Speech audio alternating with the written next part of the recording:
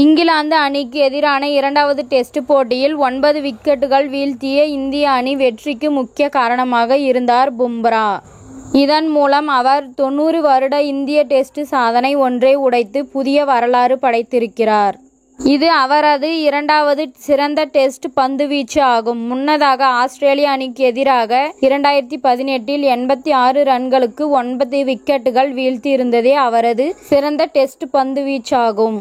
இதை தவிர்த்து அவர் இந்திய மண்ணில் 9 விக்கெட்டுகள் வீழ்த்தி வேறு எந்த வேக பந்துவீச்சாளரும் செய்யாத சாதனையை செய்திருக்கிறார். 1934ஆம் ஆண்டு சென்னையில் நடந்த டெஸ்ட் போட்டியில் இந்திய வேகப்பந்து வீச்சாளர் அமர் சிங் 141 ரன்களுக்கு 8 விக்கெட்டுகள் வீழ்த்தியிருந்தார்.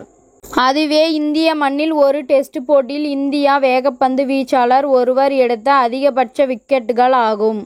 90 ஆண்டுகள் முறியடிக்க முடியாமல் இருந்த அந்த சாதனையை 9 விக்கெட்டுகள் வீழ்த்தி பும்ரா தற்போது முறியடித்திருக்கிறார்.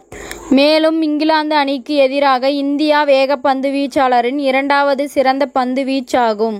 முன்னதாக 1986இல் சேத்தன் சர்மா இங்கிலாந்து நாட்டில் நடைபெற்ற டெஸ்டில் 188 ரன்கள் கொடுத்து 10 விக்கெட்டுகள் வீழ்த்தியிருந்தார்.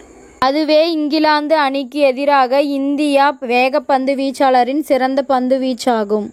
இங்கிலாந்துக்கு எதிரான இரண்டாவது டெஸ்ட் போட்டியில் ஜெய்ஸ்வால் இரட்டை சதம் அடித்தால் அவருக்கு ஆட்டநாயகன் விருது கிடைக்கும் என பலரும் எதிர்பார்த்த நிலையில் 9 விக்கெட்டுகள் வீழ்த்திய பும்ராவுக்கு ஆட்டநாயகன் விருது அளிக்கப்பட்டது.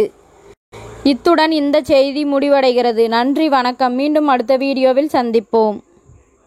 மேலும் இது போன்ற சுவாரஸ்யமான செய்திகளை உடனுக்குடன் தெரிந்து கொள்ள தமிழ் சிறை சேனலை சப்ஸ்கிரைப் பண்ணுங்க, பெல் ஐகானை கிளிக் பண்ணுங்க.